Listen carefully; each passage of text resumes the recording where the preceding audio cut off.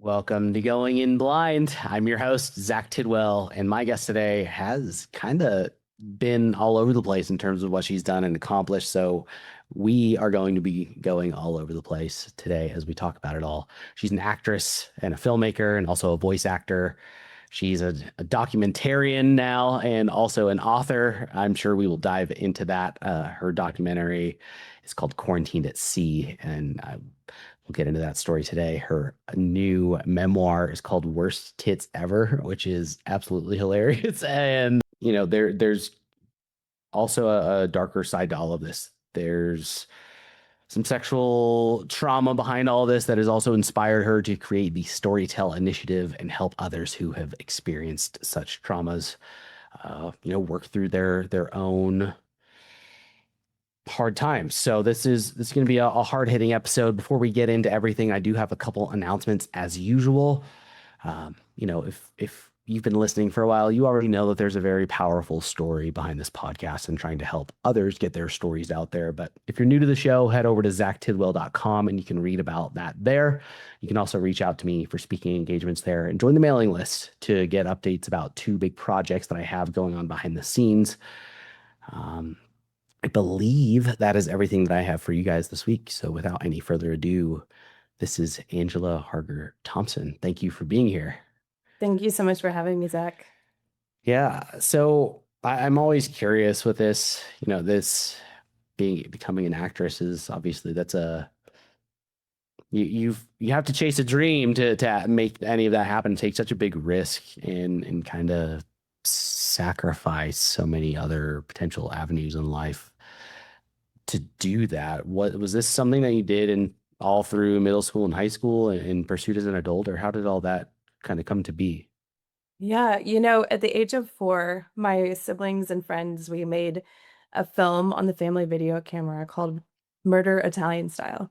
And my 10-year-old sister had written it. I was 4 years old playing Mimi the maid, and I had very minimal lines because I was 4. But my mom saw how I performed them and how much fun I had doing it, and she knew that there was something there. So she put me in acting classes from a very early age. So I grew up doing community theater, and when it came time to go to college, I was like, well, the only thing I want to do is perform.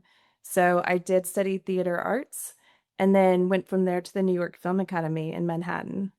So it was kind of something that followed me through my whole life. I was always a storyteller. I loved jumping into a character's skin and telling that story. I, I've always been curious about this too. And I've never actually gotten to ask anyone about it. Like when you go to school for acting, I mean, that is how much of that is really teachable versus, what is actually covered during that education pathway versus just actually being a part of productions and getting critiques. As if it was, if you're a creative writing major, it's a lot of writing workshops where you're writing and getting it ripped apart by your professors and your peers and then kind of building on that. But how does that play out in acting? I think that's a great question. And I feel like you do have to have some innate sense of talent. But more than that, being a good actor means being someone who's honest and a good truth teller. And so, we've all seen something on TV or film where it was just bad acting and the actor is not actually experiencing it. And so the audience is not experiencing it all. And I think that we all as humans have the ability to tap into that honest, authentic emotion. So there is some innate talent, but more than that, it's finding the craft of being able to honestly express that emotion. And if someone's able to tap into that, then they're going to be successful and really bring the audience along on the journey of whatever story they're trying to tell. It sounds so counterintuitive because you're like, you have to be a good truth teller to pretend to be in whatever role. But so Yep. And a lot of people say acting is pretending, but I disagree with that because acting is tapping into the very real emotions that we as humans experience and being able to portray them honestly. And when you do that, then magic happens. So, I mean, how do they teach you that? Like when you're in college and then the film school afterwards? I mean, Yeah, well, I studied Meisner, which is all about that, feeling the emotion. You sit across from your acting partner and you're doing what's called repetition. So your scene partner says something, you repeat it, they repeat it, you repeat it, and it could be the most mundane sentence. And through that repetition, you suddenly go through an entire string of emotions that you're genuinely feeling and experiencing. So for me, it was using that Meisner technique and just being someone who would really get into my character's story and history and create like a who am I? So what was my history with my parents? Where did I grow up? What are some memories I have, bad and good? What's my favorite thing to eat? I do that for every single character that I try to bring to film. And I find that to be immensely helpful because I'm creating memories as that character and experiencing those emotions that then when I get into a scene, it might have nothing to do with the memories I created, but they live inside of me. And so they're able to be expressed as I tell whatever the story of that particular scene is. So do you have a pretty wild imagination in general? Like if you read a fiction book, are you able to take yourself there and immerse yourself in other mediums? Yes, absolutely. And all growing up as a kid, like we did not get together and play normal games. We were constantly, constantly creating stories, dressing up, running through the woods, pretending that we were hiding for our lives. Like it was a very wild, creative childhood, making mud pies. So I think that that's really what led me to love stories so much and to want to pursue that as a career. It's so foreign to me. Like it's that Meisner technique, and I'm get was Meisner an actor who became then a teacher of acting, and that is where that comes from. I believe so. I should know the Okay. answer to that, Zach, but Oh, uh, maybe I shouldn't have asked. Well, no, I know that it's a method that's taught. It's called the okay. Meisner method, and I think that he was an acting teacher. And so that repetition applies to rehearsals, and that's to where that opens the door for you to then get there when you're actually recording or performing in front of people. Exactly. And you're just doing that over and over, repeating the most mundane sentence, but because you're across from another human and you're experiencing emotion, they're experiencing emotion, it builds on top of the other. And before you know it, you might be sobbing in a scene when you just started out saying, "You look nice." And they say, "I look nice.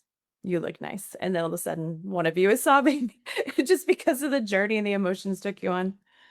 That is so interesting. And is that the same in voice acting as well? I mean, I'm guessing that's less of a. It seems like doing that in person would require both people to be very vulnerable and I guess let that kind of happen. But then the voice acting seems like it would be isolated. Exactly. So you're in a studio, you have on your headphones, you have a script in front of you, whether it's for a commercial or you're playing a character in a video game, and your job is to simply perform it however they want it. So you're of course bringing yourself and your voice to it, but you have a producer in your ear after every take telling you, "Okay, we want that higher pitched or bring it down a notch or more energy." And so it's very much being coached through it by that producer. Is it still enjoyable? Yeah, I think I've always enjoyed voice acting, but what was really amazing for me was when I got to record my audiobook for my memoir because it was my own story and I got to use my Yeah. voice to tell my story. And there was so much emotion and vulnerability that was happening in that booth. I wasn't reading a commercial line. I wasn't playing a character where I had to get my voice right. I was simply sharing my story. And as we speak more about it, a part of my story is that my voice was, someone tried to take my voice from me. So it was just a really beautiful redemptive experience for me to, take that past of voice acting and be able to bring all my skills into telling my story to take my voice back. And is that because I know you spent some time out in LA in the Mecca where every actor spends time. Is that when they tried to take your voice? That was when I did experience my sexual assault. Um, And as we get into it, I can share more about when the voice was attempted to be taken from me. But I was doing working with a manager in Austin, Texas, and I was like, I don't want to be an 80-year-old woman and regret that I never went all the way and moved out to LA and tried this. So I packed up my Honda Civic and I drove across the country from Texas to Los Angeles and literally went out there with nothing but a place to stay that I'd set up and whatever was in my car. No connections, nothing. And it took a lot of courage to leave everything behind that I built in Texas and say, I'm fully going for this dream. Yeah, I mean, that is the romanticized actor story though. Like I'm gonna leave it all, I'm gonna risk it all and head out west. And you did it. So how'd you get your foot in the door with everything? So I came out much later in life. A lot of people come out in their, teenager, early 20s. And I remember when I was in college, I did my first year and I hated it. And I told my parents, I am quitting. I am moving out to LA. And they said, absolutely not. You're going to finish college and then we support whatever decision you make. So then I, got caught up with some acting things, trying to build resume in Texas. It took me a while to get out there. So I was 30 years old when I first moved out to LA. And I just contacted every friend that I had from acting class, anyone who was willing to give me an agent referral. Um, I plugged myself into acting classes right away. I started finding auditions on Actors Access. Anything that I could, see posted at acting classes, I just went for it. And I ran around town and auditioned and took my classes. And very soon after moving out there, 2 months after moving out, I met someone who was a producer in the industry and he was going to give me a job. And so I was supposed to start the next day. All the details about it had been pretty fuzzy up until that point. So we were supposed to go over the details of the job and he was taking me out to dinner. And I was completely blindsided when he then drugged me, raped me, and strangled me.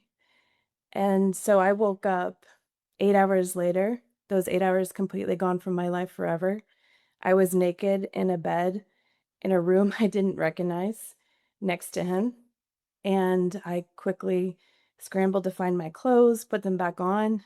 And it was so important to me to cover myself, which made no sense because I had been, naked and he'd done whatever he wanted that whole time. But I wasn't thinking logically.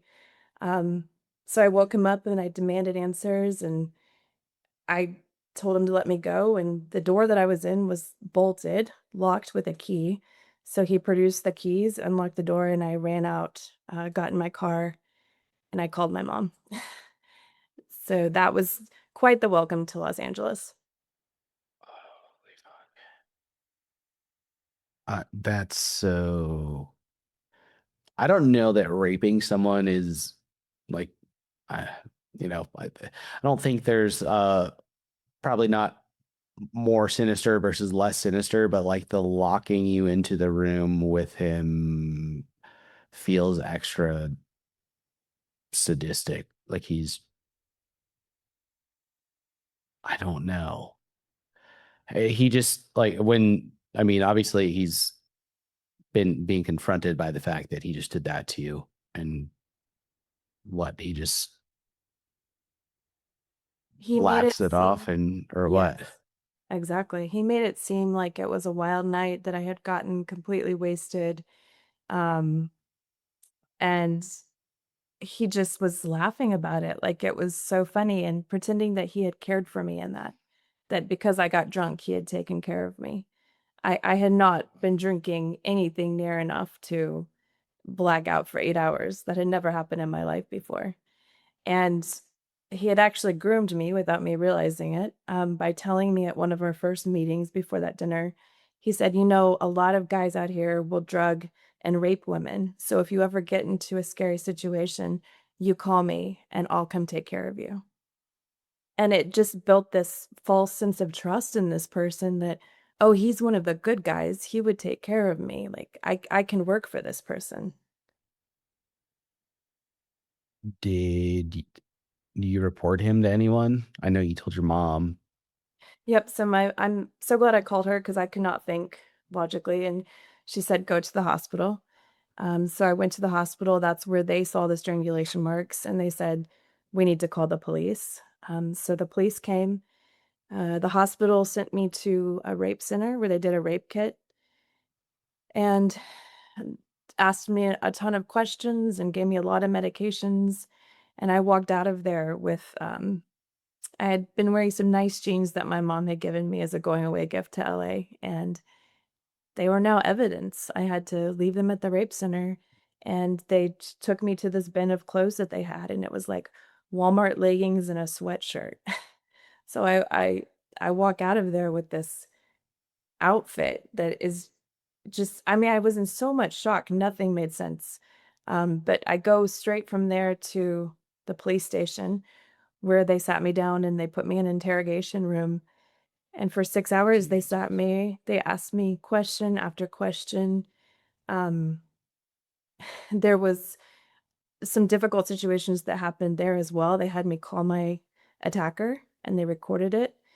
And I had to have a conversation with him where I was trying to get him to just talk, to confess what he'd done, to explain what he'd done. And again, he just laughed it off and acted like, oh, I can't believe how drunk you got last night. Um, there was a female detective that was involved in the investigation, and she looked at me and she said, how do we know you're telling the truth at all? Your strangulation marks, they look like they could be hickeys to me. And that was extremely traumatizing after what I just experienced. I remember they took my phone to get all the text messages off of it that I had with this man, and I was just sitting in the room alone for what felt like hours. I'm sure it was not hours, but I started to get really antsy, and so I knocked on the door where they were, and she opened the door, and I said, "I need my phone back, I need my phone." And she starts pushing me down the hallway, physically pushing me down the hallway, saying, "You're not allowed back here, you can't be here."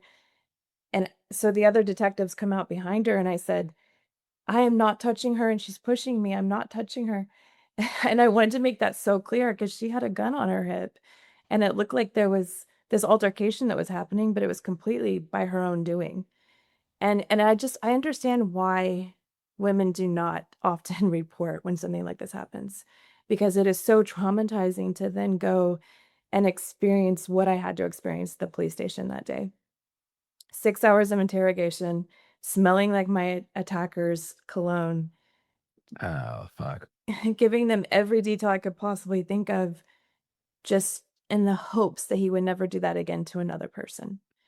And then 9 months after, full of investigation and, they got the court order to go in and immediately, search the room where this had happened, everything.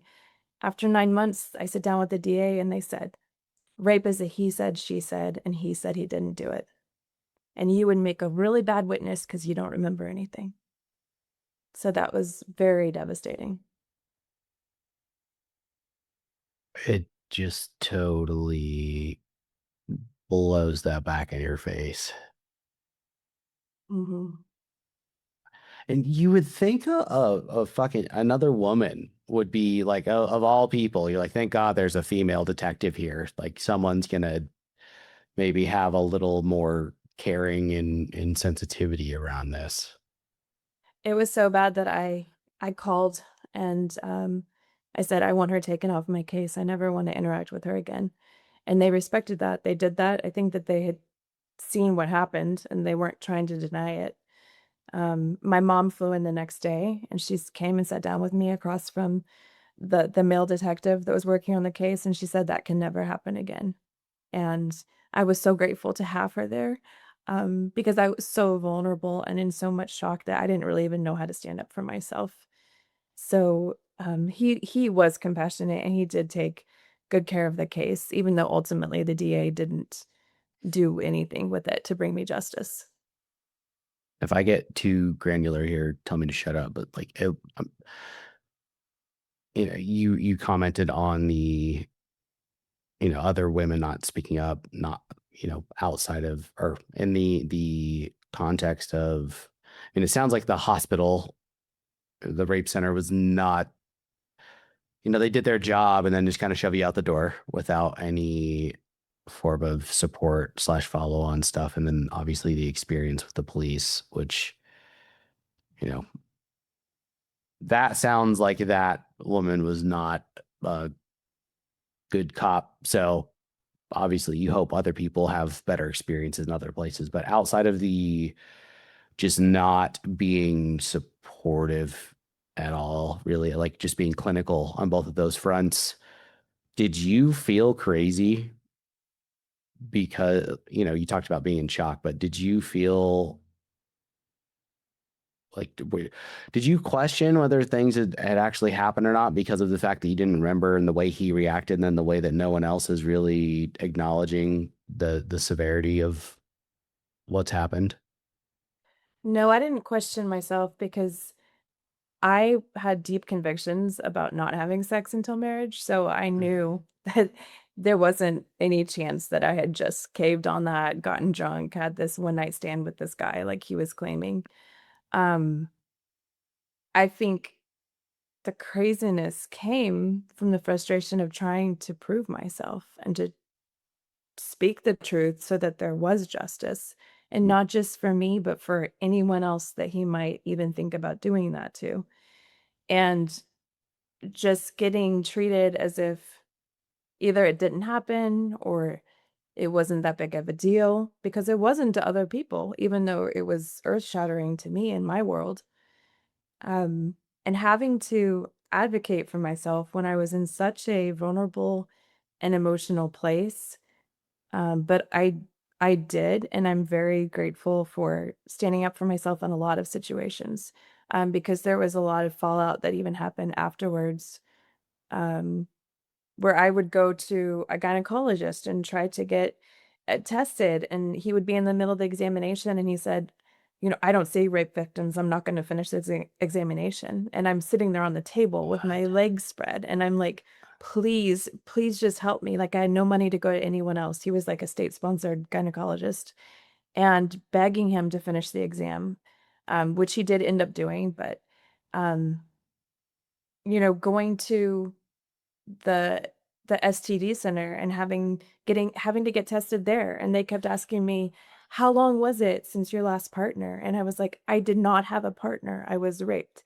And they kept Mm. asking the same question, "How long since your last partner?" And that was so traumatizing to me because he was not my partner.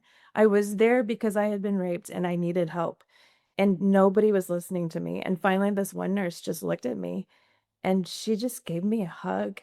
And I'm sure that that wasn't part of protocol, but I just started sobbing in her arms, and she brought me a box of Kleenex, and I finally felt heard. I felt listened to, like she realized what was going on, and she met me where I needed her to.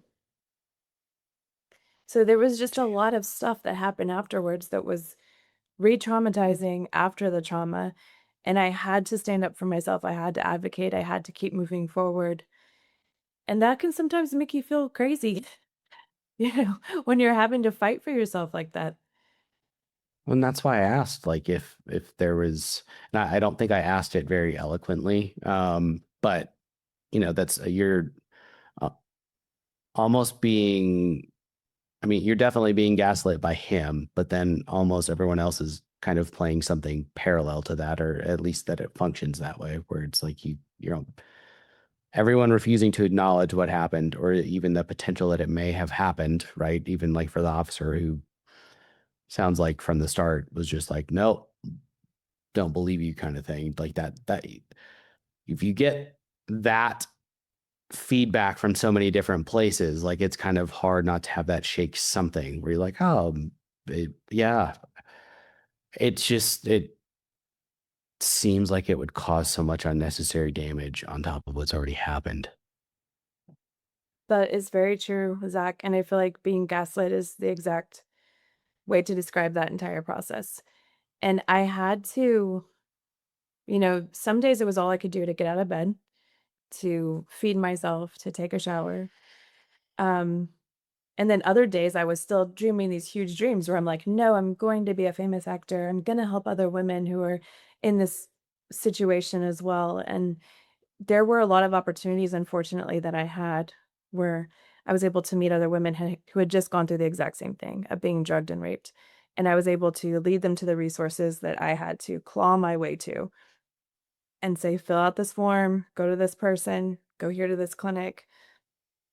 And so it was, I think that that was part of my healing journey, was being able to help other people in the same situation, as well as just being extremely intentional about my healing. Like I started doing yoga one-on-one with an instructor who had worked with women who were victims of sex trafficking.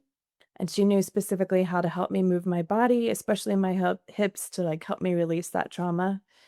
I journaled a lot about what I was feeling, what I was dreaming, to give me motivation to keep going after those things so that they didn't seem impossible, so that I didn't get a mental block about being in LA. And my parents had said, "We want you to come home to Texas to heal." And I said, "No, the trauma happened here. My healing needs to happen here also, or I'll be too scared to ever go back to LA." So there were lots of things that I was very intentional about. My faith in God truly carried me through, and just knowing, there was a very critical moment where I realized I needed to forgive God. I was so mad at him for letting that happen to me, and, there was someone who came alongside in this time, and he was kind of my on again, off again boyfriend, and when he found out this happened to me, he showed up for me in a huge way, and I was with them in that moment, and I said, "I need to forgive God, and I don't know how." And he said, "God, I forgive you." And I just repeated that very basic prayer, "God, I forgive you." And it unleashed this floodgate for me, and just gave me access to this healing that I hadn't had before that. I think because I've been holding on to this resentment and bitterness that was impeding my healing. So I had a lot of sacred moments like that all along the way where God really met me. He provided this boyfriend to step in and to know when I needed to lay in bed and cry, when I needed to get up and walk the beach. He was more aware of those things than I even was in the moment. And I think what you said, that this comes up a lot. You can probably imagine with my story, that's down the depression slash, doing something about your mental health path. And obviously this is dealing with your mental health down a different lane, but like you were very intentional about doing the work, and like you knew that there was work to do and you kept doing that. I think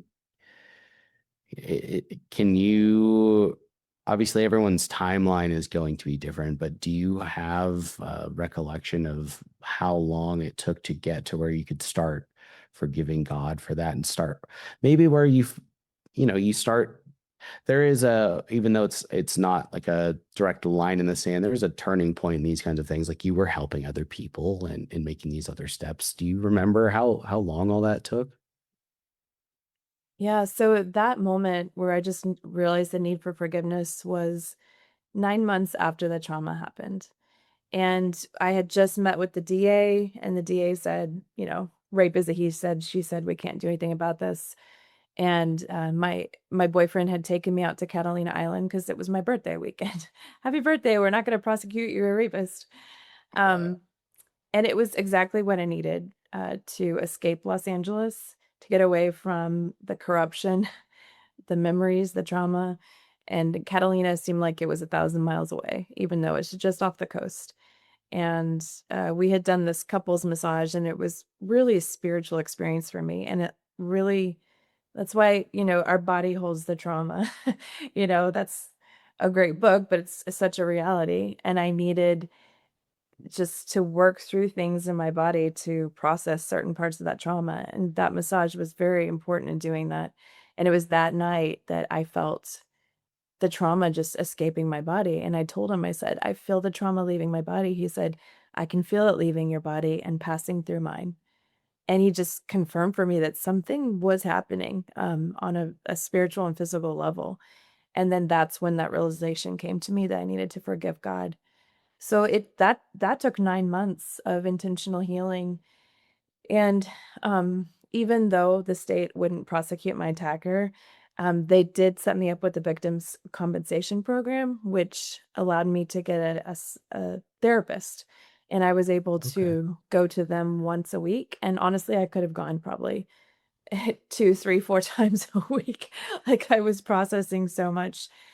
trauma and pain and just this isn't fair. Why did this happen to me? And um, that was really powerful. And I would get nuggets from therapy that were just like, wow, okay, that was profound. And everything was a building block that built on my healing. And this for the first time in my life, I started to suffer a great deal of anxiety.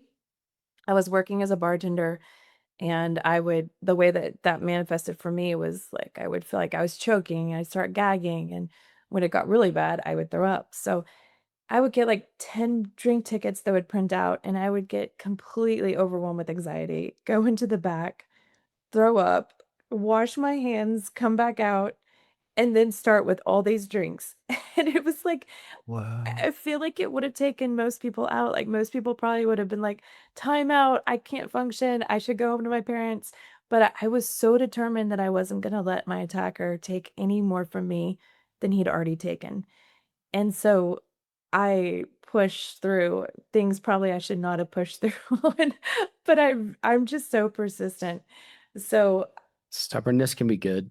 Like, and it sounds like I think here it was right. Like, hold on, let me wipe this puke off of my mouth and go back out. What did you say you wanted? Yeah. Yeah. coming right up. Yeah. Yeah. Yeah, it was wild. Looking back on that, I'm like, I don't know how I did that, but thank God he sustained me. Jeez.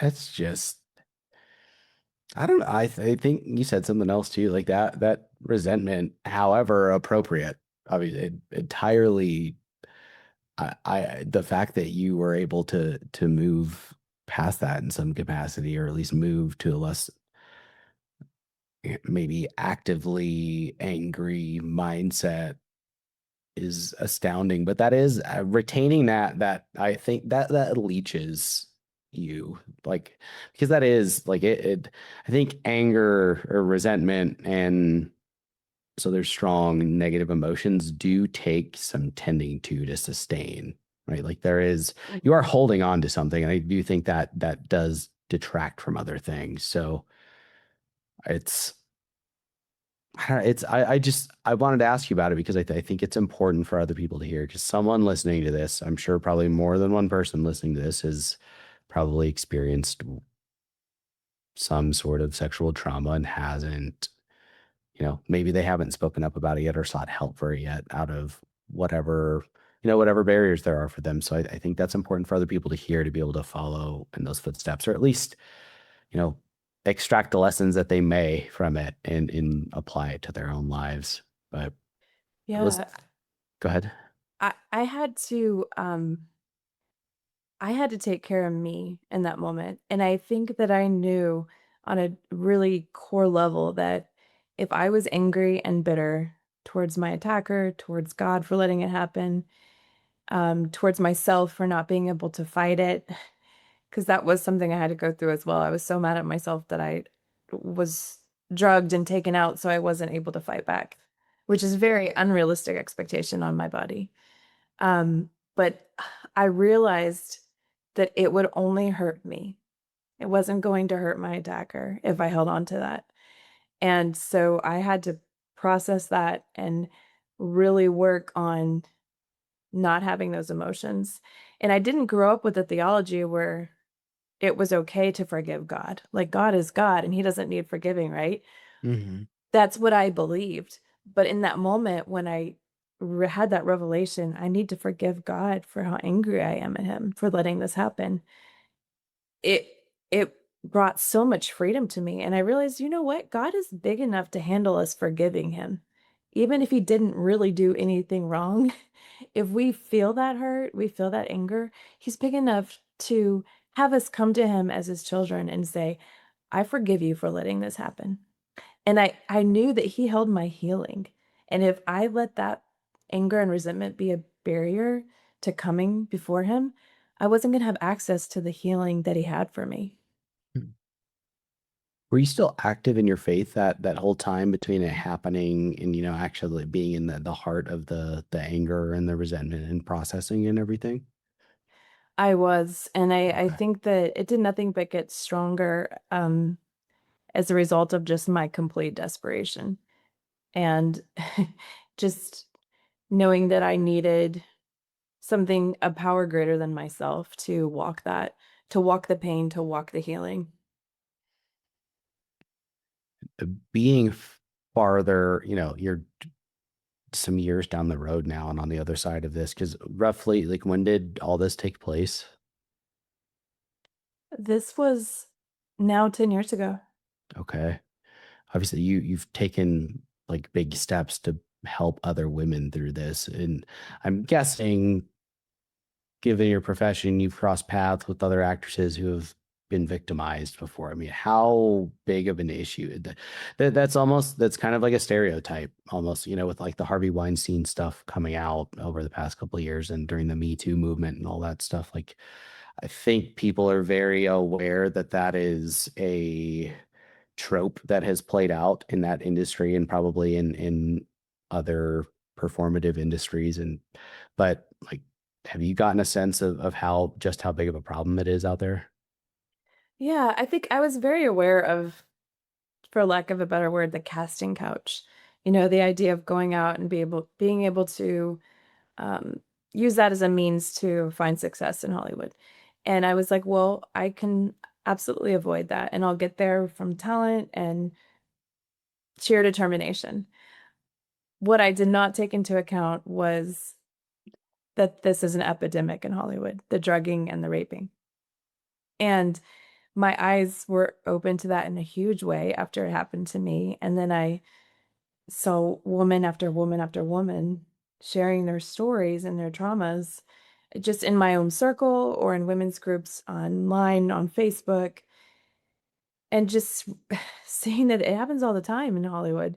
And I have no idea, I couldn't put a percentage on it or a number this many times every night, but Yeah. it was enough that it was in my own personal circle, and something With that the was drugging specifically. mm, exactly. Wow.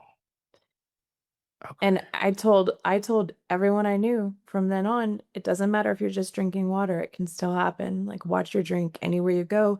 Never take a drink from anyone. And that was a big part of my trauma as well, was I jumped into dating. I didn't want it to be taken out of the game.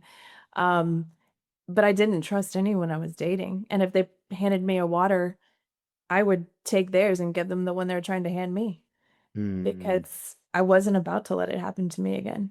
And it was confusing for them, and it was odd behavior, I know, but again, like I said, I had to take care of me, and that was my number one priority.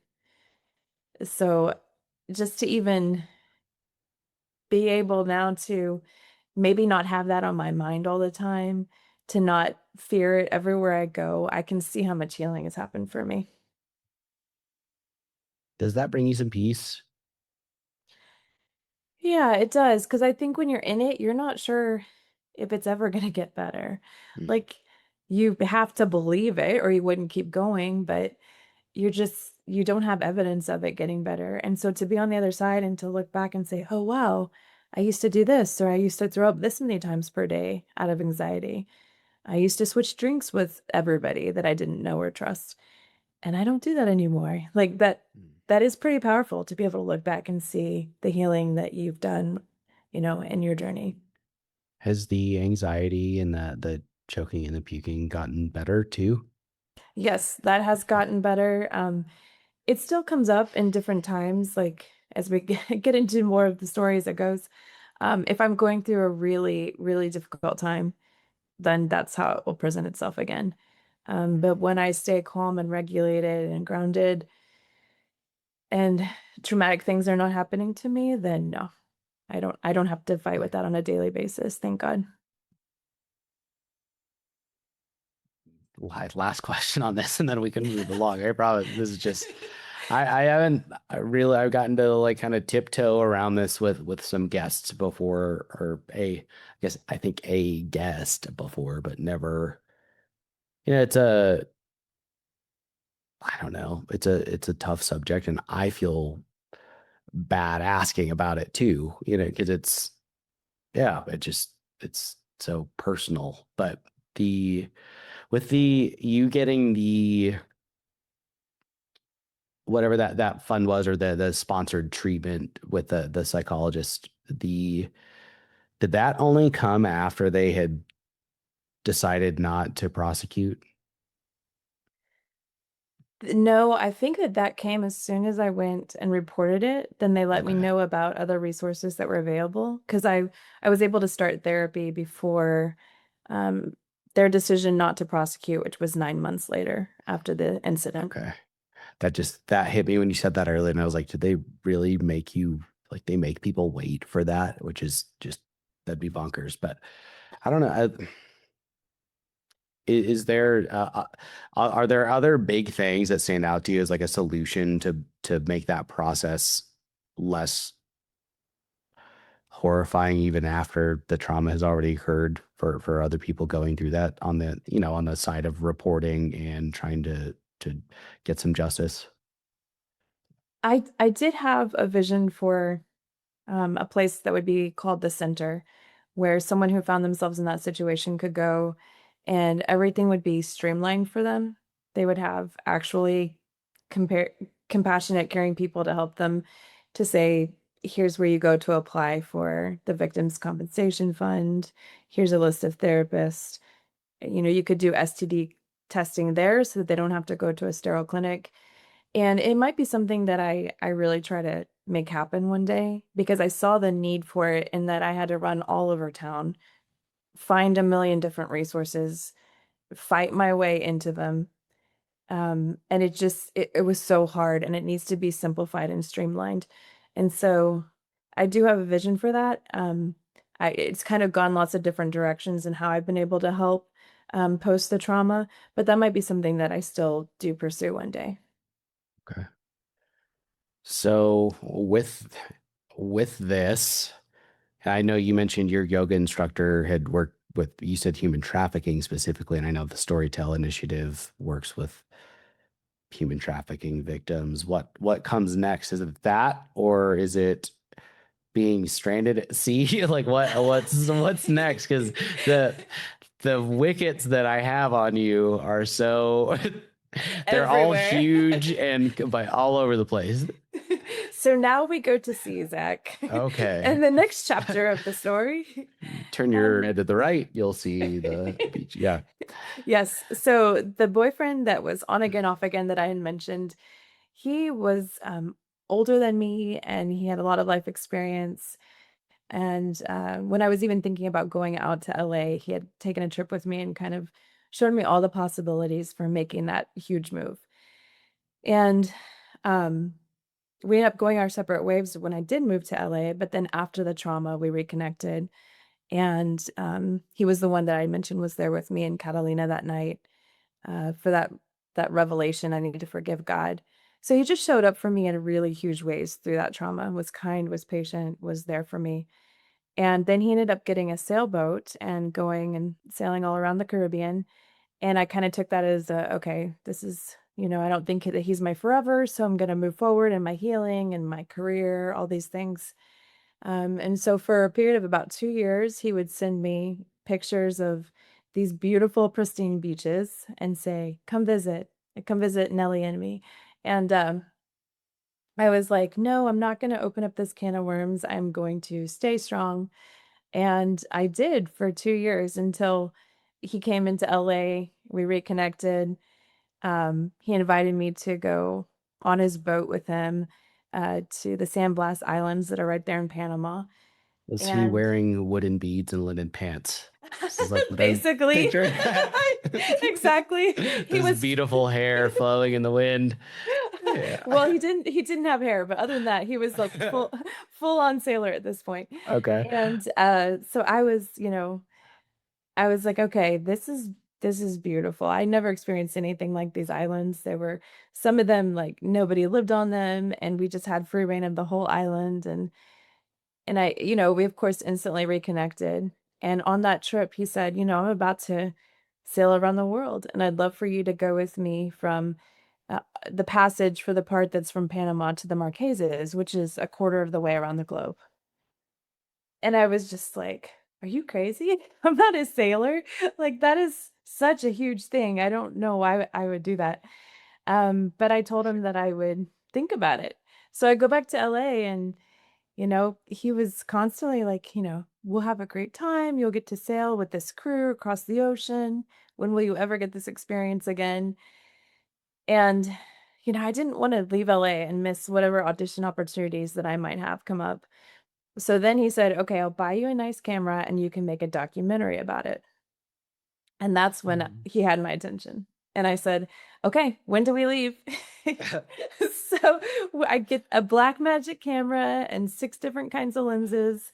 And this is like my dream. Like, I'm gonna make a documentary. And everyone goes, "What's your documentary about?" And I was like, Yeah. I don't know, sailing. Had Which really, you had you made anything yet at that point? no, not really. Like I had Wow. done some short films for like 48-hour film festivals, but I had never undertaken anything like this. And I'm not quite sure what made me think I could. I was sitting there Googling, how do you make a documentary? I mean, it's kind of Just badass that you did, to be honest. I was just curious. Yeah. and so literally, like that's how I was learning was like somebody said, just take out the camera and start shooting, and the story will emerge and trust the process. And so I was like, okay, like I don't necessarily need to know all of this before I go. So we leave Panama March 7th of 2020. It was a 3 to 4 week passage to get from Panama to the Marquesas. And 1 week into that passage is when we get an email on the satellite phone that says this thing called coronavirus has broken out across The the world. Rona. Yep, that's what they were calling it at the time. So for us, that was, we were so unsure of what to do. Like it was a very different experience. We weren't out there scrambling for toilet paper. We're in the middle of, like everybody back at home was, right? Yeah. We It was so weird. It was like, yeah, everyone thought there was gonna be food shortages, and I'm sure you heard all this when you got back, but yeah, that was a weird time. I'm sure it was. I'm sure it was so good for you guys. And it was weird for us because we're on the water and we're like, what does this mean for us? And we couldn't go back to Panama. They closed their borders. And all of the islands in the South Pacific were like, you can't come on land if you're not a citizen. So we truly had no option but to keep sailing until we got to the Marquesas, where it changed every day. They were like, oh, your days at sea will count as your quarantine. You can come on land right away. And they said, no, you have to quarantine on your boat for 14 days and then you can come on land. And then they said, you can't come on land at all. So it just changed every single day. And so I just kept the camera rolling. I said, okay, now I have a story. Now I know what my documentary is about. And, that became my conflict. And it was an interesting piece instead of just, oh, we're sailing on this massive passage. But by the time we landed in the Marquesas, it had been 26 days at sea. And we were able to go on land only to get groceries and then refuel the boat. And then they said, keep on sailing or we'll impound the boat. Jeez. Or we'll steal your house from you. And but you're not allowed here. So good luck. Right. Right. I'm like, well, what's supposed to happen to us? There were no flights out at that point. All international flights had been canceled. So our crew of 3, they were European Union citizens and they did not want to fly back home through America because they felt like there were a lot of cases of coronavirus in America. And so they wanted to go to Tahiti because they were allowed on land in Tahiti. So they hitchhiked another sailboat and they went over to Tahiti.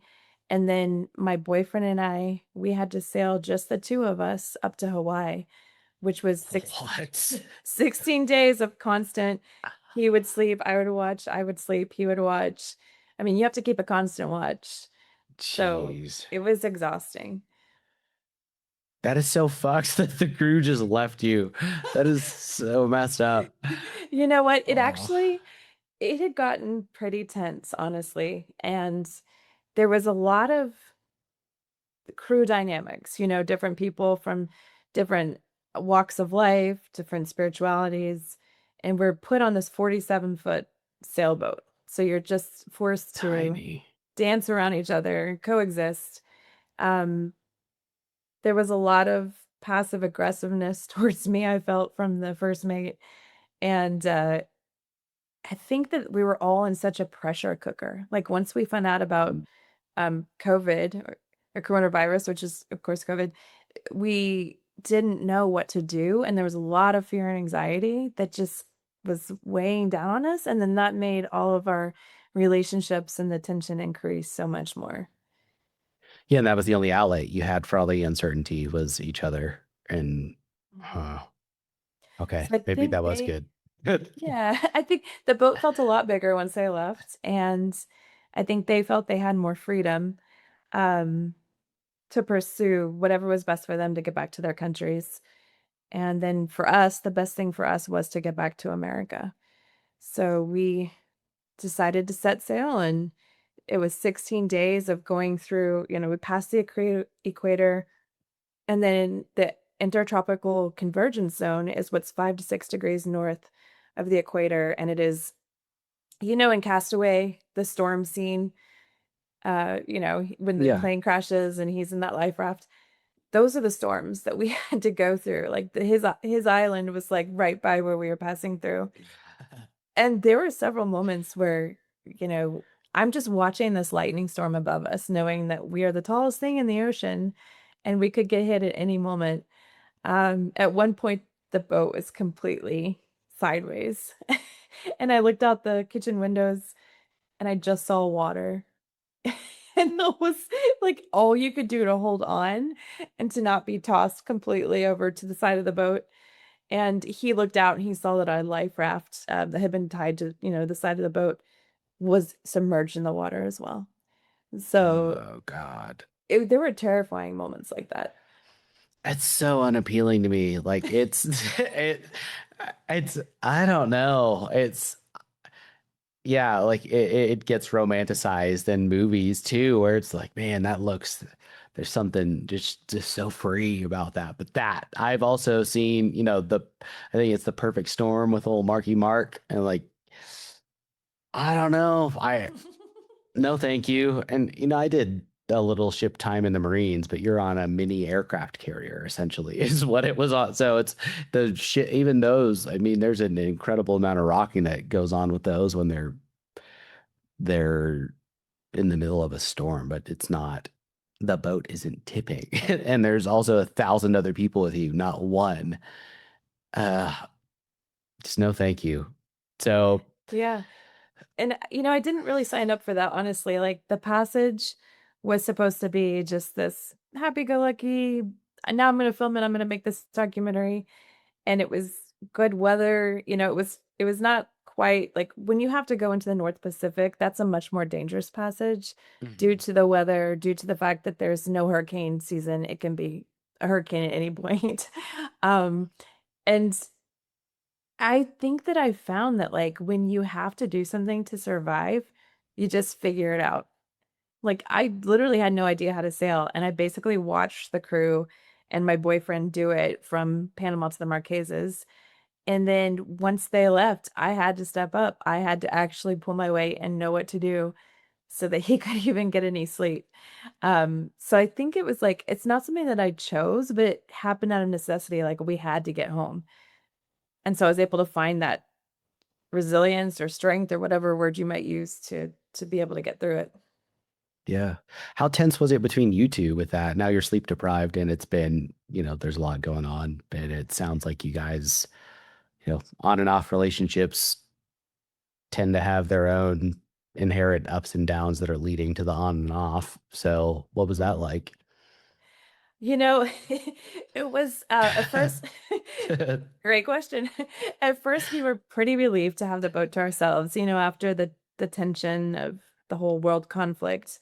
Um so it started off okay. And then, I found out some things about some previous relationships and comparisons of other women to me, and I just, I had brought my own insecurities on board, and I confronted him about it, and he refused to talk to me, and he was just annoyed that I was bringing it up, and then there was complete disconnection between us.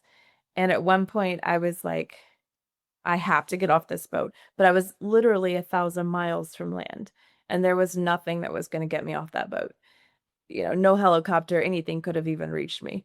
And so I went out to the front of the boat with the satellite phone and I called my mom and I just sobbed into the phone and told her what was going on and how sad I felt. And I don't even know what she could hear with the 5-second delay of it going up to space and then coming back down to her through my tears. But I remember her saying, Angela, just forgive him and give him grace. You need to get through the rest of this trip. And when you get home, you can decide what you want to do. But for now, just forgive him. And so I went back down below where he was and I said, can I talk to you? And he said, okay. And we went and I just shared all my insecurities and what I was feeling. And he just held me and reassured me. And I realized, when it's two people on a boat like that, forgiveness is not an option, it's necessary. And I'm so glad that we were able to work through that, which was really, it required me to share my insecurities and him to stop being so stubborn and hardened to me to listen to them. Um, but yeah, I it's mean, just, avoidance is so frustrating. Like with that, like you said, how he just shut down and then makes you a problem for bringing things up. Like that's, yes. yeah, especially when then there's no, you're in such close proximity. Like you had to want to just strangle him. It was the weirdest feeling to be alone in the world with one person and not be talking to them. Mm, And we had like a whole day and a half of that, and that was extremely excruciating. That's I think why I crawled out to the front of the boat and called my mom. yeah. And, you know, of course she was, I'm sure, very worried about me being in the middle of the ocean somewhere sobbing about a relationship conflict. Like she's already Yeah. worried about me being in the middle of this on the boat in the middle of the ocean. So I'm guessing all of that is part of the documentary too, or not maybe not on the level of digging into your guys' stuff specifically, but the interpersonal conflict in general between you guys and the crew and everything else. So that was such a tough line for me to walk, to know when it was okay to bring out the camera and when to respect people and the emotions they're experiencing. Yeah. And I look back on it now and I erred too much on the side of being conservative and respectful. And I wish going back that when we started to have the fights and the conflict and I'm crying to him about whatever, I wish I'd set up the camera and Mm, it would have made it a much more interesting story. But when you watch the documentary, it's really just kind of like the factual story of what happened to us, being stuck at sea at the outbreak of COVID. And that in itself is interesting enough. But there was so much more to the story. And that is kind of why I decided I had to write my memoir about it all.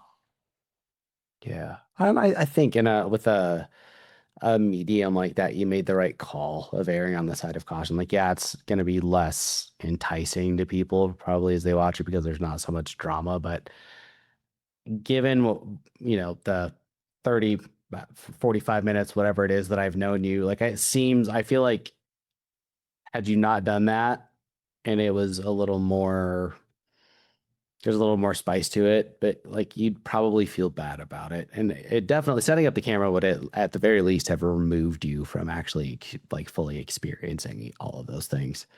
Like that's You're right. I think That's so true. yeah. So and you got to write a book. So that's pretty cool. Which But has all the juicy details that were uh, left out of the documentary. which I'm guessing is where worst tits ever comes from is some of those comparisons you were talking about. Yes, yes. So he and I landed in Hawaii April 23rd, and it was just like culture shock for us because we had left a very normal world March 7th, and then we land in this crazy COVID world April 23rd. And the first thing that people there do at the yacht club where we anchored was to hand us masks and tell us that we had to wear masks everywhere we went. So it was just like I felt like we were aliens landing on this foreign planet and just we had to trust what people told us about the virus and about the rules. And we both were very neutral to COVID. We didn't know what to expect. Like, I think we were kind of nervous to be around people once we finally landed in Hawaii, but we didn't really know what to think about this coronavirus thing. And we eventually started to go in two very different directions on what we thought about it. And he was getting all of his news from certain sources, and what I was being told did not make any sense to me. So I started doing my own research and getting my information from other sources. And so we ended up spending several months there in Hawaii, just because California was completely shut down. My restaurant job, I had no more because restaurants were all closed. And it was the first time that I said, you know what, I'm thrown into this situation. I want to see if this really is the relationship that, is for me and if I'm supposed to marry this man.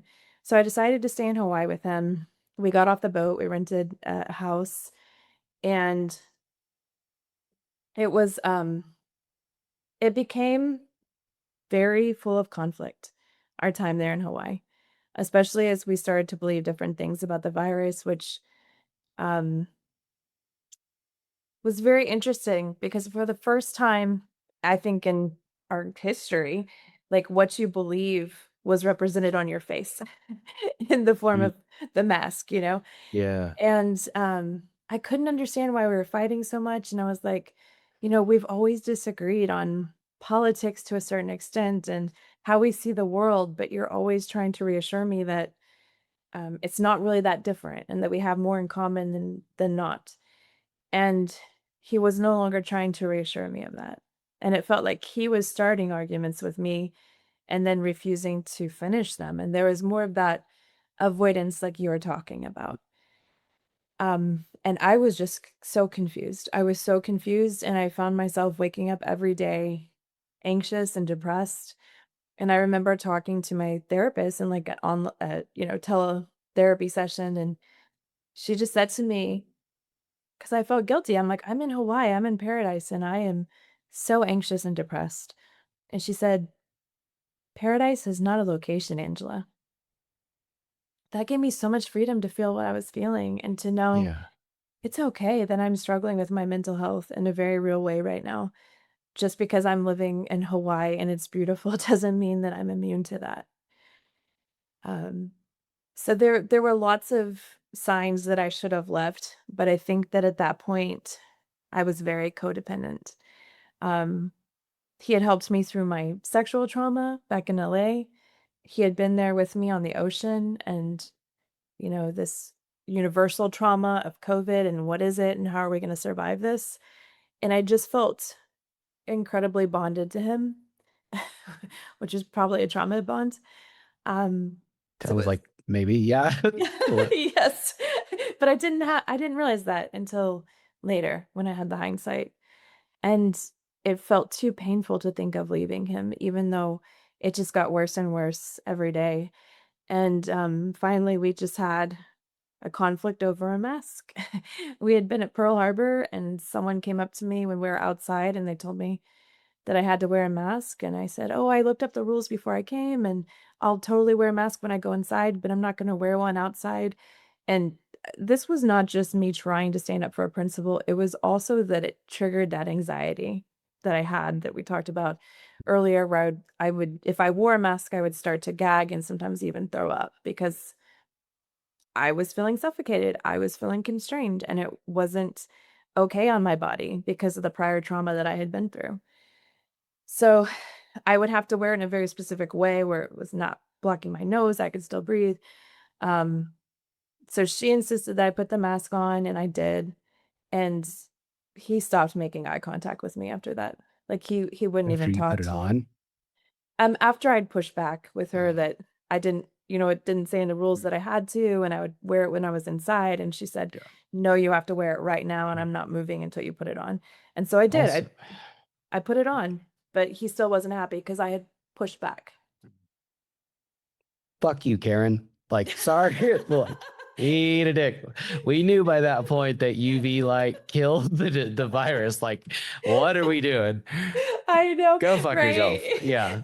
Exactly. And like, I mean, I didn't like that it was such a charade, and I was being asked to Yeah. play this game, and it was a game that actually traumatized me and was not okay with my anxiety. And I had reasons for it, Yeah. beyond just freedom principles. And so it was something that he took a very harsh opposite stance on. And a couple weeks later, when the relationship completely fell apart, I said, I understand that we need to go our separate ways, but can you help me understand why this happened? Because I was so confused over the whole thing. Yeah. And he said, it was the mask. When you fought back with that lady at Pearl Harbor, I knew I could never be with someone like you. And I said to That is him, so crazy. I said, now that we have a physical representation on our faces of what we believe in our heads, you can't be with me. And he said, yes. So that was chilling. It was chilling. Also very representative of, I mean, you're getting a full picture of character there. And I mean, I think Mhm. obviously it's in a relationship you get a that in general, but that is a very, yeah. But that's, I don't think that is, or I suspect that's not a very unique experience that people had. I mean, divorce rockets skyrocketed during COVID. It's part of it's, hey, we're locked up in a tight space and now we really have to know each other. There's no distractions. Part of it's that very tight proximity thing and not getting a break from each other where like you need that even in a healthy relationship. Like, hey, sometimes I need my space to just have my quiet and do my thing and us go do our separate things. But I think a lot of it was probably ideological too, like with stuff like that. Absolutely. Yeah. Absolutely. And I think that, when he realized he couldn't control what I thought about it is when I saw a different side of him that I had not seen before.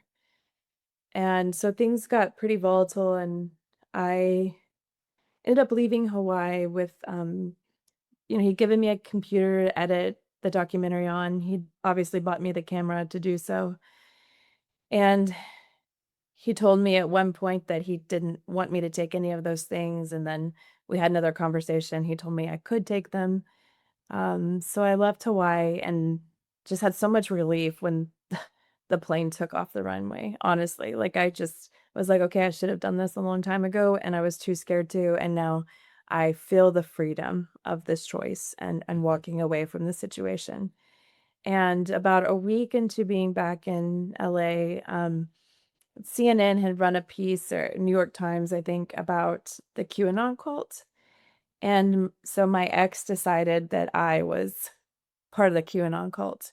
And that's why I believe differently than him about COVID. And he said, give me everything back. And he sent me a little bit of money for the post production of the documentary. He said, I won't participate in anyone who is part of a cult. You don't worship Jesus anymore. You worship Q, just like crazy stuff. Uh, And you mean the president? That's people. I didn't even really know that much about Q, and I certainly wasn't part of the cult.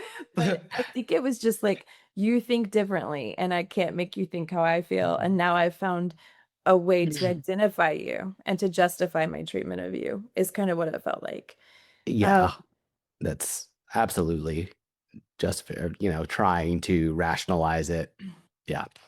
Yeah. And so things started happening where I talked to a composer about them doing the score for the documentary, and he's like, "Great, yeah, send it to me over Dropbox and I'll look at it." So I get on my computer to upload it to Dropbox, and I walk into the other room to make coffee, and then I hear this crazy sound going off, and I'm like, "What is that?" And I go, and my computer is locked. My computer that has the only copy of the documentary on it that I owned. And it's Fuck. like, find my computer, and the alarm's going off. So he had locked it, and I called him immediately and I said, "Give me the code or I'm calling your parents right now. I'm telling them everything. I'm sending them every text, every message." Because he started just sending me all kinds of messages about how terrible I was, how everything I believed was wrong, very insulting about my parents. And so I was like, "I know that you don't want them to know that this is how you're treating me." And he gives me the code really quickly, and I type it in, and then I spend the rest of the day just like trying to copy the documentary and trying to figure out how to turn off Find My computer and everything I could do to make myself safer. But every single day there was a new breach. I would get an email that someone was trying to log into my Instagram, or Mm. a friend reached out to me and said, "Did you send me an email?" And I was like, "No, what, why? What did you get?" And they're like, "Oh, well, it's suggestive to say the least." And I start freaking out. I'm like, "What is this? Did he send out an email?" Um, Yeah. and it took him a while to forward the email to me. And then it said, "I am Angela Harger. I think you're hot. I think you're cool." I mean, it was so dumb, but It's it like a was fifth grader writing. exactly. I was like, okay, this I wouldn't call it suggestive, but it's still completely inappropriate that he sent this. Like, Yeah. does he have access to my email? Because this was to a friend that was not a mutual friend. So just things like this were happening constantly. And so I was waking up every day. This is when the anxiety came back, and it was just as bad, if not worse, as when I went through my sexual trauma.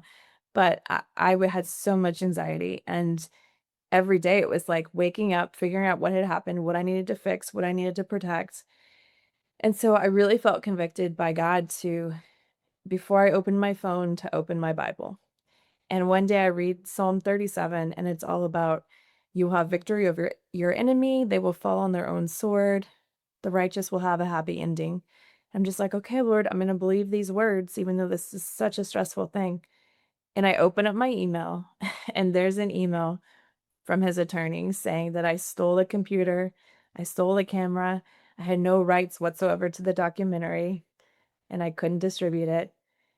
And I'm so grateful that I took the time that morning to get grounded in the truth and the word of God before I saw that email. And when I did, I said, "There's no way he's going to take this from me." And I resolved right then and there that I was going to fight. I was going to fight for what was mine, for my creative baby.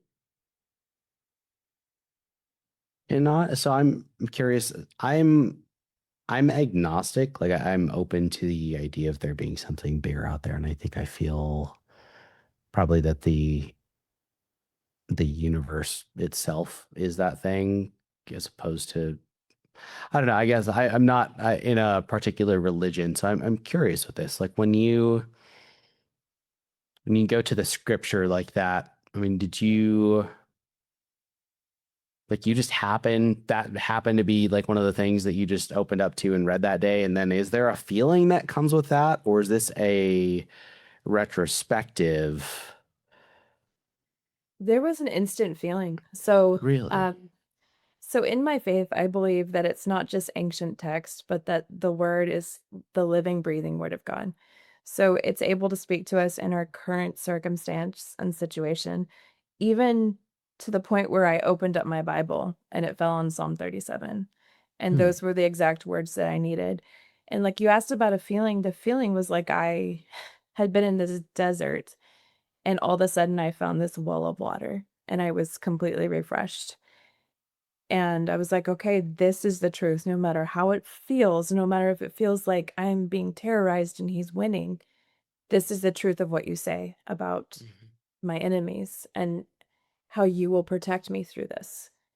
And that really truly was like what I needed to be, to have as my armor for what I was about to find in my email inbox.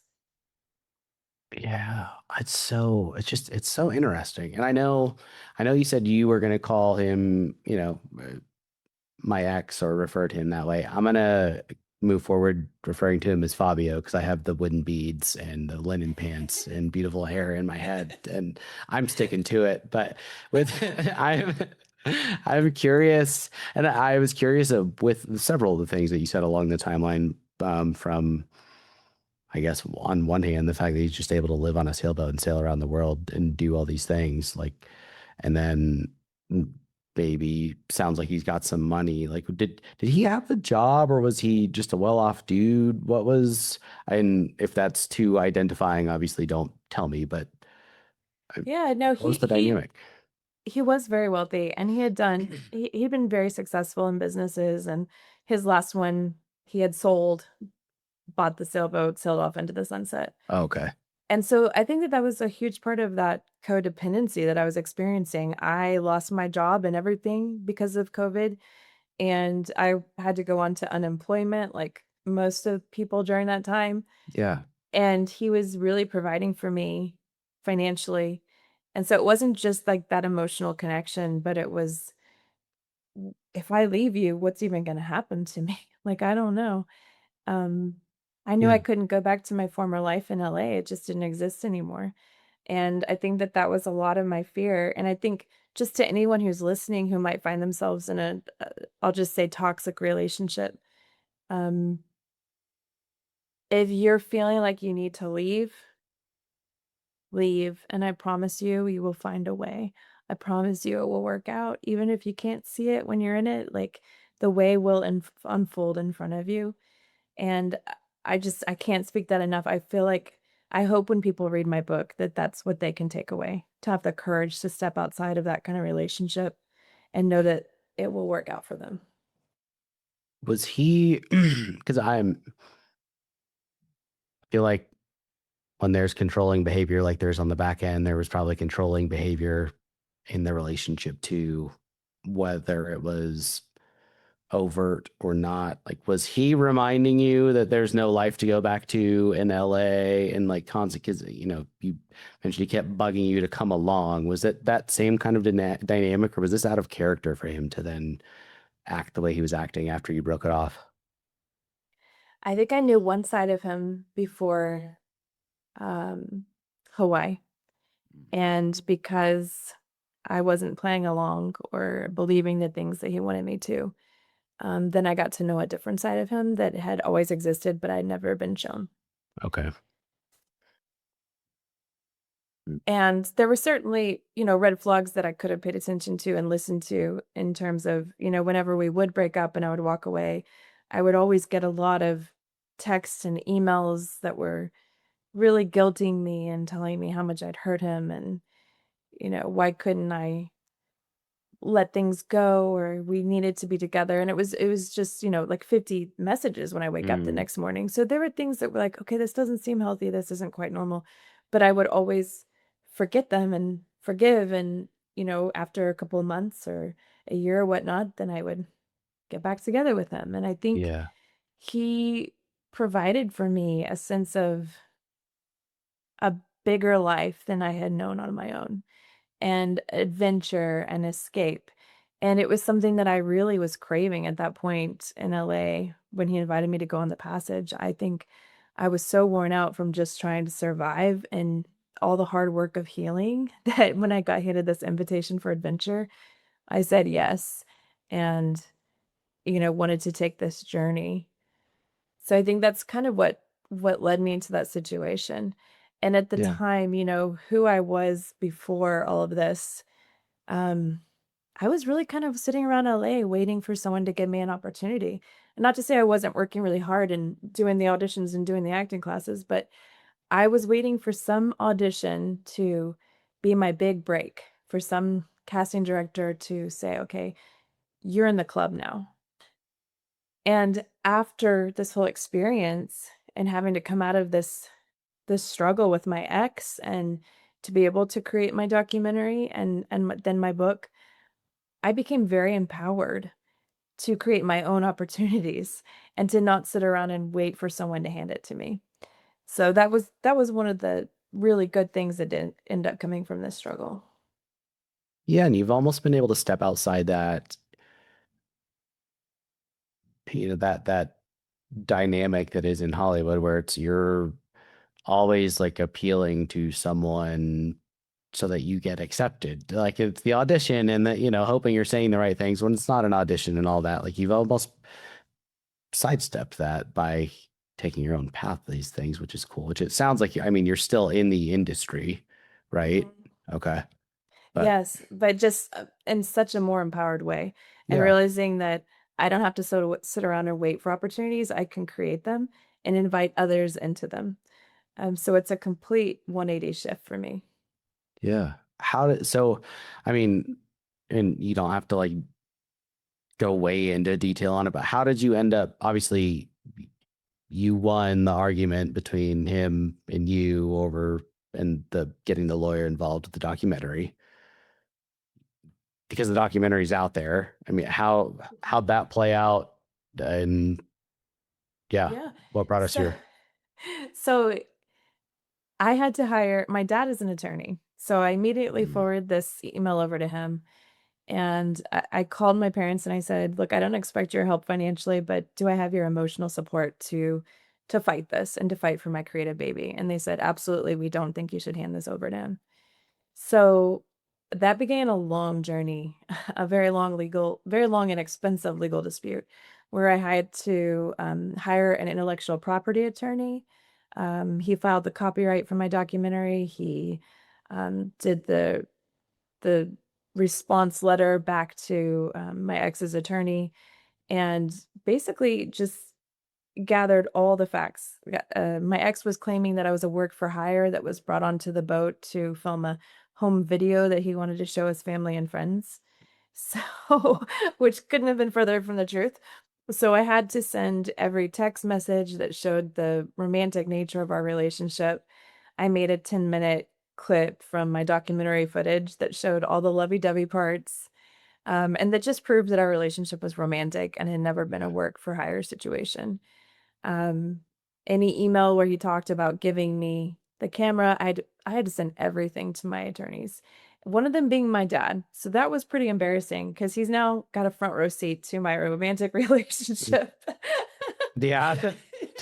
And and then like I said, these emails were coming in every night. Like I would wake up and they were very humiliating, demoralizing. They were about my body being old and aging, and no man would ever want me. Um, how I was a college graduate with no um no hope, no assets, no future. I mean, like anything he could think Holy of. shit. And then at one point he had my dad's email. So he writes my dad and he CCs me and it all it says is your daughter is very bad at blowjobs. So it was like Fuck, dude. it was Oh my so God. humiliating. My dad and I Uh, never spoke of that oh. email, but it was just You're like, we're just gonna agree to act like that didn't happen. that did not happen. Uh, Yeah, uh, exactly. But it was so it was such a test of my mental health because yeah. to be degraded in that way and the betrayal that I was feeling because this is a person that I had once trusted more than anyone and led into such a sacred space, especially with my healing from the sexual Yeah. trauma, and to have them completely turn on me and to take anything I'd ever shared with them in any capacity and twist and pervert it was shocking. And one night he sent me an email and he said, "I changed the name of your documentary from Quarantine at Sea to Worst Tits Ever." And I was just like, Obviously, Hawaii wasn't working out for him. Like, that is what this is a symptom of. But fuck. Uh, it was amazing though, because uh, I just started laughing and like as I started writing my memoir, because I was like, okay, there's so much more to this story. He finally got his lawyers to back off after he was yeah. confronted with the truth and saw that I had a legal team and it wasn't just a hopeless person that was, a helpless person rather, Yeah. backed off. And then I was like, there's so much more than this documentary shows, and I need to write it because it can and will help other women that Yeah. find themselves in this kind of relationship. And so just one night, I go back home to Texas to kind of write out COVID because LA was just too much for me. Like it was so restrictive and everybody was so fearful. And I said, I've got to get out of here. So I went back to Texas. I stayed in my parents' spare bedroom and I would just type on my computer until 4 a.m. every morning. And I'm just writing out the story. And I start with the trauma in LA and just going all through. And, every chapter that I wrote was like a new layer of healing for my heart.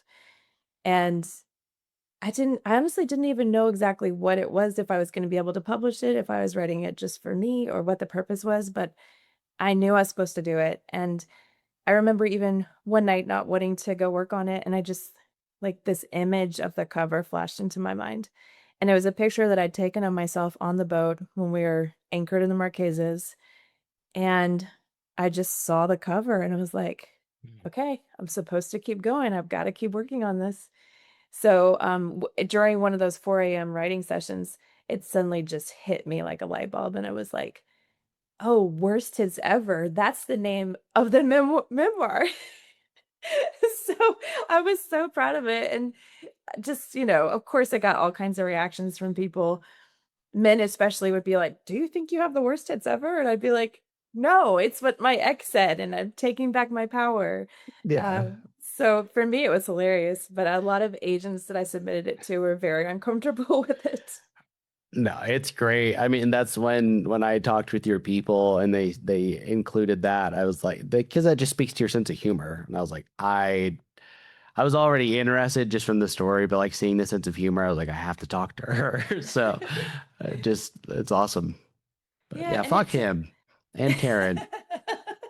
well, it took a lot, honestly, Zach, of just to get from the place of like what was meant to be the biggest insult, like one of the meanest things ever said about me, to saying, "I want the world to know this title. Like, I can't Yeah. wait for everyone to see this." And I just feel like it's so empowering to be able to take that insult and to broadcast it and have it anyone who will read it, worst it's ever. And It totally is. It's like you just whipped out a big old dong and plopped it on the table, and you're like, "Yep, this is what it is." Yeah. yep, Uh, absolutely. Yeah, yeah. so it was very healing, and I really like my whole goal in doing this is to help other women and or men, not just women are in relationships like this.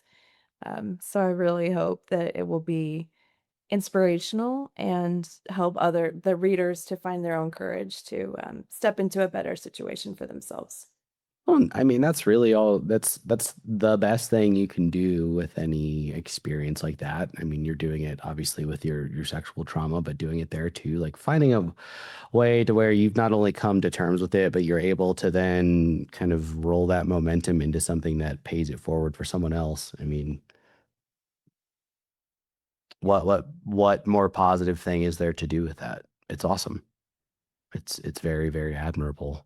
Um, Well, thank you. And yeah. I really found so much healing through telling my story. And to get something from an idea in your head, like, "Oh, I want to make a movie, or I want to write a book, all the way through that process to distribution where someone is actually seeing it on a screen or reading it on their Kindle is such a huge process, as I'm sure you know from when you first had the idea to do your podcast until now, with all the success that you've had with it. It takes a lot to foster that creative baby. And so I was like, I really wanna create a course that's gonna help others to be able to do that as well, to be able to take their story from that concept all the way to a distributed project that people are able to read or watch or whatever it might be. So I created the Storytell Initiative, and it does just that. It takes you through whatever medium it is, whether it's podcast, book, documentary, that entire creative process, the legalities involved, the copyrights, all those things, and just breaks it out down in a digestible way to help people work through that process. It's awesome. And it is a grind. I'm working through the fourth draft of my own memoir right now, and it is like pulling teeth. The first draft was easy. The rest of them have been horrible. So it's the fact that you've been able, like, for you to be able to do that in all these different formats to me is kind of mind-boggling. It's just, Well, do you have a moment yourself, Zach, where you saw the cover or like what's inspiring you to keep going? um, I don't know. I mean, I have an idea of what I want for the cover. I honestly, I would like to have an x-ray of my face when it was shattered still, like from when they took me into the ER after I shot myself. But there's a lot in my story like you, where like I know this can, and it has helped people already when I've shared it. And whether it be in formats like this or speeches or in private with people the book is a book being that I don't have to be there to relay the message has a much higher potential of reaching people and saving someone else's life, and that's why I want to do it. I Um, love that. but I've got a long way to go still, whereas you're just cranking things out. You're like, I got a movie, I got a book, I got a course. It's impressive. It's wild. So, It's uh, not done yet either because I feel like there's a final iteration of this story that's either going to be an episodic TV series or a feature film, and it'll be, somewhat fictionalized to make it even more interesting and juicy. So it just kind of keeps yeah. growing and expanding and becoming something that will entertain audiences for sure. I don't, it's, I, I've had, I think just one other actor on here. I'm creeping up on episode 100 here. We got, Congratulations. thank you. But like, this is, point is, I've only gotten to talk to a couple of you guys, but even hearing like you and the gentleman that I've spoken with on here, or hearing like actors or like comedians and stuff like that, I would say people in these performative, creative endeavors, like the breadth of skills that for whatever reason you guys seem to have is just. I don't understand it. It's so it's so crazy to me. It's so cool. So you'll have to let me know if you do end up doing the series too, because that'd be awesome. I'd love to help share it. But Well, thank you. I think it's all about story, like if you look at what the thread is through what I'm doing, it's all about telling a story, helping others tell their story. And you had mentioned the work I'm doing with women who have been rescued out of sex trafficking. And I partnered with a nonprofit called Wholeness Journey, and they do these workshops here in the States. We just did one in California, but then also internationally in Thailand, Costa Rica. And Thailand is, the capital of sex tourism in the world. And then you have in Costa Rica, that's really for like the Southern Hemisphere, the capital. So that's why those two areas. But I created a storytell workshop that it was kind of birthed out of the course storytell initiative. And it's all about identifying your story, your why for sharing it, and then giving the women the tools to be able to share it. And it's just been absolutely incredible to work with these women and to see their walls come down and to see them sharing the most intimate, vulnerable details of things that you and I can't even imagine that they've experienced and had to walk through. And not only are they experiencing healing for themselves, but they're helping the women around them heal.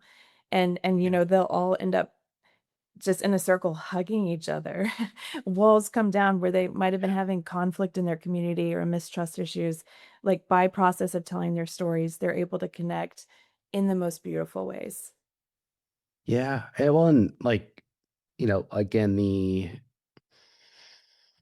coming to terms with something that has been done to you, I think is very different than getting to the point, that is a part or a level of healing, but getting to the point where you can talk about it or, share it in however you're going to tell that story, as opposed to just accepting that it happened to you and getting to a place where you can be accepting of that. I think it's a higher level of it. And again, it has the power to then help others when you do that. But it's putting yourself out there and sharing that story in whatever way that is so obviously the level of it requires a different level of vulnerability and I think honesty and just rawness that I think it really does facilitate more healing than just coming to terms with something does. Absolutely. And I think that the most important step towards being able to do that is to believe in your worth and identity. Because so often when something terrible is done to you or words are spoken about you, there's a tendency to start to believe those things or believe that that's all you're worthy of or that is what your value is. And so that's really what I want to do through these workshops is to speak their worth and value and how important their story is. And that then empowers them to have a reason to share it. Yeah, and then it becomes this kind of beautiful cycle where, a certain number of those women will go forward to carry on that effort, even if it's not. And as, coming back to help with those workshops like that builds momentum Mhm. and that ends up helping other people. So just so cool. And I honestly, I'd never heard that about Costa Rica. I think everyone kind of knows that about Thailand. Had no idea about Costa Rica. But I guess that makes sense with it being such a big touristy destination. Maybe that's a bigger thing in a lot of countries where like specifically tourism is like an integral part of their economy. Like I was just in Croatia and like the big cities when you go to them, they're all very outspoken about the fact of like this is our economy, is the tourism and the people coming in. And so that I guess makes I can see where that would mean that that kind of coincides with the trafficking piece kind of popping up alongside it. Yeah, and in Costa Rica, what I found as well was that it's very generational. A lot of the way that these girls are getting into sex trafficking is by being sold by their parents, their grandparents. Um, and so I think that there's a massive poverty issue going on as well that contributes specifically in the Costa Rica example, unfortunately. That's freaking crazy. So the family members are essentially acting as pimps. Correct. And we were working with girls as young as 11. Holy shit. So it was very sobering because it's not something we go around thinking about in our daily lives until we're forced to face it. And there's that whole process of just realizing it's happening and processing that, and then stepping into to be able to speak to these women and girls that have experienced something that massive, and to for you yourself to feel equipped to do that. Like, I didn't know that I could do that. I didn't know that I could be of any value or impact to someone who's experienced something that excruciating. But I feel like because God has given me my story and my own trauma that I've had to walk and heal from, um, I was able to take all of that and just share everything that I have learned and gained and how I've healed with them in this, very effective storytell workshop where they're coming alive. They're sharing their stories for the first time. And so that was really humbling too, to just realize that when you just step up and you say, okay, I will be of service, um, we have immense impact and we don't have to know what we're doing before we step into that.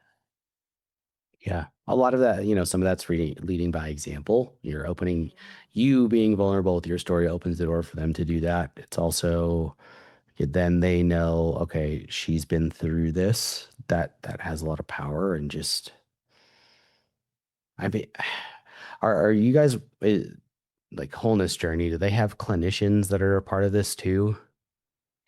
So that's not necessarily part of what we do, but we partner with organizations that do have the therapists, that do have the Okay. professionals. So we're not just dropping in and then leaving them without resources. We're always coming alongside another organization that Okay. is in place and will stay in place once we leave. Okay. Yeah. I'm gonna, I want to cover this now, so I'm gonna have to look into this specifically, like the Costa Rica side of this too, and hopefully find people who to come on who are working on this stuff because that's obviously more people need to know about that. Absolutely. And Yeah. I can put you in charge of the woman who founded Wellness Journey. Okay. And she would be an amazing guest if you wanted to speak with her more about that. Okay. Yeah, that would be great. I mean, one side of this is trying to help share stories like yours. Another side of it is trying to put some more curiosity out into the world, but then also, cover important stuff like that. But um have I missed anything to ask you about here? I mean, again, there were like, I know there's so many things. I feel like I've covered everything, but I want to make sure I'm not missing anything before we start to wrap this up. I think we have covered it. It's been pretty exhaustive. Yeah. So It's a wild where, adventure. yeah, where can people find all of your work? But where should they go? Yes. Yes, so, I'd love for people to connect with me on Instagram. My handle is @messenger of truth, And then my website is angelahargerproductions.com. Angela Harger, Harger productions angelahargerproductions.com. And yeah, that will have my documentary, the memoir, and the storytelling course, as well as ways to connect to me. Awesome. Thanks for, I know this has to be probably emotionally exhausting to cover some of this stuff, and it's very, very personal. So thank you for choosing to do that and letting me get some insight into all this today. I mean, this, I'm sure you know this by now, but this will help someone who hears this conversation. So thank you. Well, it's an honor to do it, Zach, and I just appreciate you having me on because, like I said, we heal every time we get to share a story. So it's been a pleasure to do so. Yes, ma'am. Thanks. And thanks everyone at home for listening to another episode of Going In Blind.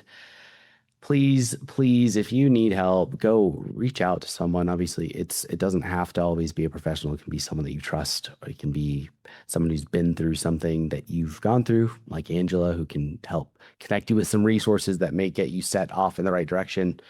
And, be kind to other people when they reach out to you asking for help, even if you don't have an answer for them right then. If someone's asking, that means they're usually not in a very good spot. So do the work for them, try and get them connected with anything that you can. But with all that out of the way, I will see you next week. Bye.